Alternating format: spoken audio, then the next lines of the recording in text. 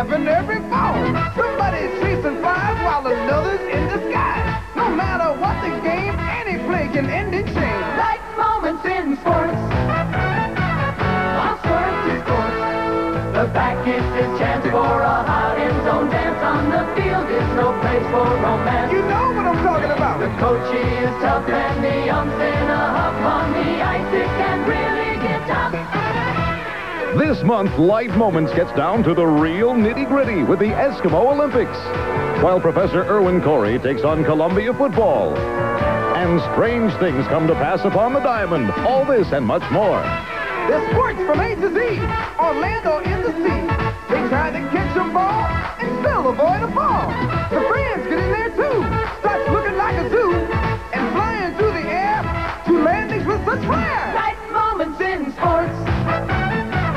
All sorts of sports. Hi, everybody. I'm Joe Namath, and I'd like to welcome you to the Light Moments Control Center. Now, I don't know if you know it or not, but there are some strange things going on in the world of sports, and it's the goal of this show to tell you all about them. So sit tight and get ready for the wild, the weird, and the wacky, all coming at you, Light Moments style. Light moments in sports. Hi, and welcome back to the Light Moments Control Center. You know, working in the world of sports, sometimes it's hard to keep things in perspective. But lately, things in sports are stranger than ever. Just ask the NFL players or the San Francisco Giants. Just when you think it's going your way, bang, you get a message. And maybe that message is coming from above. Welcome to Sunrise Sermonette. Our text today is baseball and how its cup runneth over beside still waters as ominous tidings arise. The Lord cast his shadow upon the land, and yea, verily did he summon a series of plagues upon the fields of play, and even unto the chief seats. The first plague was wind, great gusting zephyrs that shook the very foundations of the game. And did he spare those who sought shelter in canvas-covered stadia, unsawed of plastic? Nay. The plague of pestilence did perturbeth the players and render their weapons of wood useless. Oh, for a can of 612. Then there was fog, as mere mortals cried, play ball in the kingdom of Cleveland. But the Lord bade them behold and tremble, thou shalt not play amid this plague, for thou canst hit it, what thou canst see it. And still the Lord was not finished. He brought forth a great flood that deluged for many days and many nights. And when at last it ended, a deep sea existed where once a diamond plain had been. Woe unto thee, the Lord saith to baseball, never take thyself too seriously, or else let there be dark.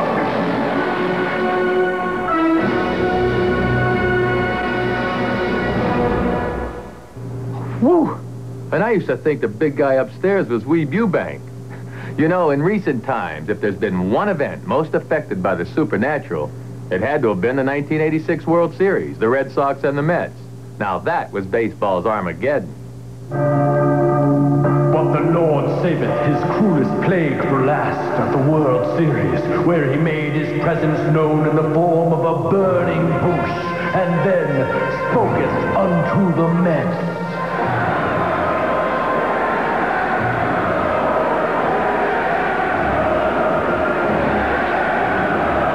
The plague tormented his flock from Boston. He did loosen the leather of Dwight Evans, and he imposeth wildness upon the arm of Bob Stanley. Oh, how the Red Sox rued that faithful Game 6, when the Lord forsook them as he saw fit to part the hobbled legs of Bill Buckner. The Lord giveth, and he taketh away. Thus did the blessed Mets of New York reign supreme, while the Sox of Boston did suffer mightily. And so it was that God's chosen ones in '86 were the Mets. They are the oft-remembered miracle from another era. They were honored by their followers in a pagan ritual, but indeed there was celebration throughout the land. For in 1986, the Mets of New York were much beloved. Meet the Mets, meet the Mets. Step right up and greet the Mets. Bring your kiddies, bring your wife. Guaranteed to have the time of your life, because the Mets are really socking the ball, knocking those home runs over the wall. East side, west side, everybody's coming down to meet the M-E-T-S Mets from New York town. As the Mets found out, the Lord giveth and taketh away. Okay, fair enough. But what about the meek inheriting the earth? These days in college football, there's nobody meeker than Columbia University, which recently set a Division I record with its 35th loss in a row. Ouch. Here's our football correspondent, Beat Jackson, to tell us a bit more. All righty, Joe. Talking Columbia football. Talking trouble. The Columbia Lions began their losing streak in October of 1983. It's been a tough road ever since, even tougher for those who watch. Freshmen have gone on to graduate without ever seeing a varsity win. The Columbia Lions, hapless on the Hudson. In order to find out what's wrong with Columbia football, we put Light Moments academic advisor Professor Erwin Corey on the job, asking him to solve a riddle. Why does Columbia lose? Professor? Thank you, Joseph. You ask, why does Columbia lose? Well, Joseph, that's a two-part question. First, you ask why. Well, why has been plaguing man since time immemorial. Statesmen, philosophers, educators, teachers, scientists have been asking the ultimate why. And in these few moments allocated me, it would be ludicrous on my part, for the sake of brevity, to delve into the ultimate why. Does Columbia lose? Yes, every Saturday. Once again, the professor has cut through the nonsense and gone right to the bull. Way to go, Professor. Now, stay tuned as Light Moments in Sports continues. Lottery, numbers. Welcome back to the Light Moments Control Center. You know, in our continuing effort to serve you, the viewer, we want to be as responsive as possible. That's why we were concerned when we were flooded with 2 letters regarding our recent tribute to baseball's old-timers. Now, in case you missed last month's show, here's an excerpt from that piece. Yes, it's over, call it a day. Sorry that it had to end this way. No reason to pretend we knew it had to end someday this way. Okay, no harm, no foul, I always say. But that's not what one viewer from Upper Phlegm, New York, a Mr. Buck Maddox, thought. He wrote, "As a former ball player, I was offended by your piece. If I weren't 76 years old, I'd come down to the big city and kick some yuppie butt." Well, we thought we'd give this old-timer a more reasonable form. In fact, he's standing by live right now at his home. Good afternoon, Buck. What the good about it? I haven't had a good day since 1936. That was the year I hit 847. 847? That must have been a fantastic year, and it sure deserves recognition. But tell me, Buck, just what is it that has you so upset? Upset? I'll tell you what I'm upset about. A lack of respect. A total lack of respect. These kids today playing ball, they got no respect for us. When I was a ball player, that's when we were ball players. We used to play triple headers. Triple headers. I used to sell beer between innings. Then we'd clean up the field, and then I'd drive everybody home. Well, it certainly sounds like you did it all. But to tell you the truth, sir, we had trouble finding your entry in the baseball encyclopedia. So maybe you can fill us in. For example, what position did you play? What you should say, Joe, is what position didn't I play? I mean, I played them all. I'll tell you a little story. I was the only ball player who could play short and second at the same time. Turn my own double play. I'd field the ball, throw it to second, run over, make the play, and throw it to first. Well, that's incredible. We hear there was a time you were in such a good groove that you went to the plate blindfolded. Well, you're probably thinking of the year, was it 1941? I was hitting .812 at the All-Star break. And, I used to boast quite a bit. I had a big head then, and the guy said, I said I could hit blindfolded. So they took me up on it. 3 for 4 that day. Unbelievable. And it must have taken real guts. I'll bet there was a little retaliation as well, huh? I wonder how that would go over in baseball today. Well, today, I don't know what these kids, I mean, the guy knocks him down, he runs out to the mound, they do a little waltz or something. I mean, back when I played, you get knocked on your hello, you just waited until after the game. It was just the usual thing. The 2 teams would meet under the stands. We'd beat the out of each other, and we'd go home. Buck, that was some kind of rough era, and you're such a great link to that past. Tell me about some of the legends whom you played against, like a Hall of Fame pitcher, Cy Young. Cy Young. An all right pitcher.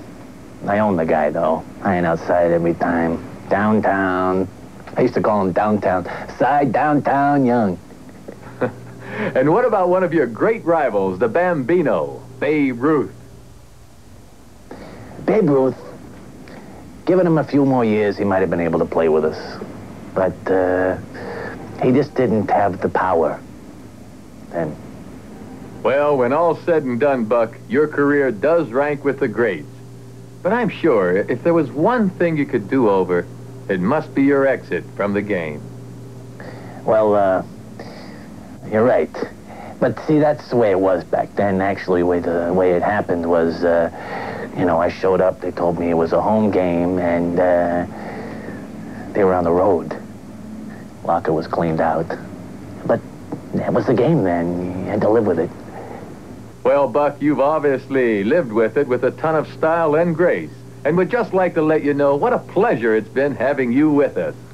I wish I could say the same thing. I just want to tell you, Joe, just in case you don't know, it's P.O. Box 342, Upper Flem, New York. That's where you send the check. But I want to tell you, a bunch of us have gotten together, the ones that are alive, and we've got a little organization together called the Old Bats. And I think our spokesman's going to be Sammy Davis. Had nothing to do with baseball, but what an entertainer, huh? Ladies and gentlemen, Buck Maddox, baseball's senior statesman. And speaking of senior citizens, we're about to rejoin the professor and his research into the Columbia losing streak. The professor sampled a cross-section of academic types at the Columbia-Princeton game. Now let's join him as he searches for an answer. Here we are, Joe, once again on the battlefield of that great tradition where we find a student from Columbia University. And we're going to ask him a very simple question. Here it is. Why does Columbia always lose? I don't know. I'm a freshman, and that course isn't offered till junior year. The only reason these guys play football is because they couldn't make the band. The football team may stink, but the debate team's nationally ranked. Well, the real question isn't why Columbia continues to lose. The real question is, why does Columbia continue to play? I just don't have any answer for that. Well, as the best and brightest continue to grapple with the Columbia question, this old Crimson Tider is going to take a break. We'll have more Light Moments in Sports right after this. Hi, and welcome back to Light Moments in Sports. You know, the first line of the Columbia University fight song is, "Who owns New York?" Now, some people might think it's the politicians, but it used to refer to the Columbia Lions. Back on the gridiron, Professor Erwin Corey is still trying to find out why those lions are toothless. Professor? Joe, we've been looking high, we've been looking low, looking for another person who can analyze the intricacies of this great, great Holocaust, where we find that Columbia, after losing so many games, find themselves indigent. Joe, for analysis, we go to Beef Jackson. Where's the beef? All righty, Professor. Here at Princeton, Columbia is well on its way to a Division I record 35th straight loss. The only direction the Lions are moving the ball is backwards. To try to find out more, we're going to place a microphone very close to the field and do a little eavesdropping. Yes, sir. Compendium Alpha. Okay, sir. Oh, gentlemen, may I have your attention, please? Mr. Split End, please bisect a 90-degree angle at a 10-meter trajectory, okay? Ready? On unum, break. Rah, rah, rah. Okay, Come on, boys, let's look go, at fellas. speed out Come on, there. Lions, go. Come on. Quid pro quo unum. Whoop. Look out, look out. Oh, here they come. Oh, excuse me. Oh, no. Oh, I stubbed my toe. All righty. As the clock ticks down on this highly dubious achievement, it's important to remember that it's not whether you win or lose, but whether or not you leave college with a business degree. Hey, Columbia, you just lost your 35th game in a row. What are you going to do now? I'm going to Disneyland. I'm going to punch out Goofy. Wow, that's one mighty mean mouseketeer. I just hope old Goofy doesn't have any pit bull in him. Could get wild in Adventureland. And hey, when it comes to sports, wild is what it's all about. After all, it's a wild, wild life.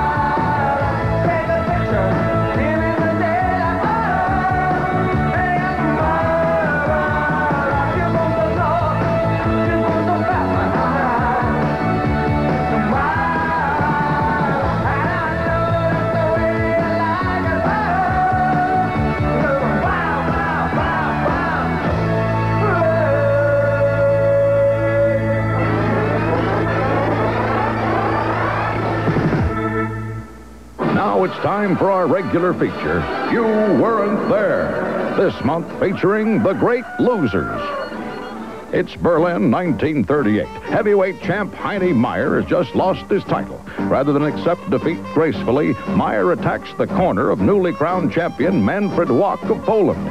Ringside observers later scored the round in favor of the Sponge Man, giving Heine his second loss of the night. New York, 1945. Plumber's assistant Lisa Lasorda attempts to win yet another pasta-eating crown. Later upstaged by Danielle Dornacher, Lisa was anything but deadpan as she refused to swallow this spaghetti defeat. Paris, 1920, and Madame Lucy L'Amour is dead last in the Christmas shop-a-thon. Searching for a bicycle helmet, Madame L'Amour doesn't know they haven't been invented yet. And finally, heavyweight smelt wrestling, a competition so rank it defies description. In fact, in this event, there are no winners, just losers, confirming the suspicion that, yes, there is something very fishy about pro wrestling. Aren't you lucky you weren't there? Man, that's the strangest thing I've seen on TV since Tammy Faye gave makeup tips. But if you thought all the weird sports are from the past, then you're making a big mistake. Today, weird is where it's at. From Alaska to Australia. Some people will do anything if somebody else is keeping the score. We are traveling in another dimension. A dimension not of time or of space, but of sports.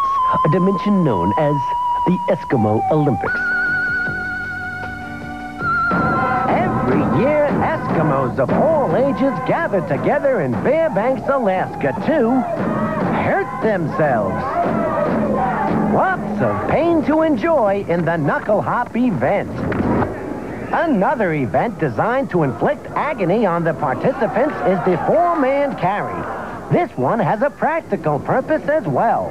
After all, just think how many times in life we're called upon to carry four men long distances.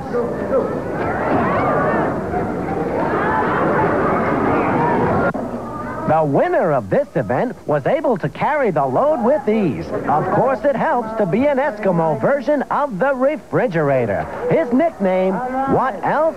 The Igloo. The most thrilling event is saved for last, when they crank up the whale skins for the free-form dance contest. And so we leave the Igloo and company still in the frenzied heat of competition. It's a long winter in Alaska. Down in Australia, they have another idea for fun. Want to win a trophy? Then you've got to throw a dwarf. That's right, a dwarf throwing contest. We're told Australia's petitioning to have this event included in the next Goodwill Games. In fact, the sporting world is apparently so down and out down under that they even have dwarf bowling. And this is the country that won the America's Cup?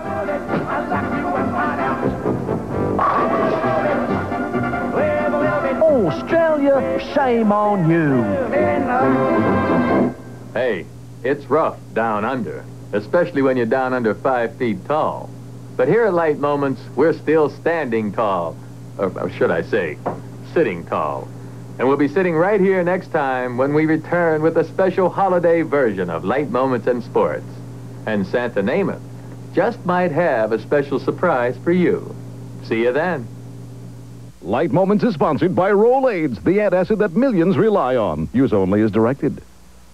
Light moments in sports. All sorts of sports. One thing I do miss about the game is the broads. Neither snow, nor rain, nor slush, nor no slush will appoint them from their rounded tack. Who's Joe D? I don't even remember the guy. He couldn't hit. He was a Welch. Don't play cards with that guy. Still owes me money.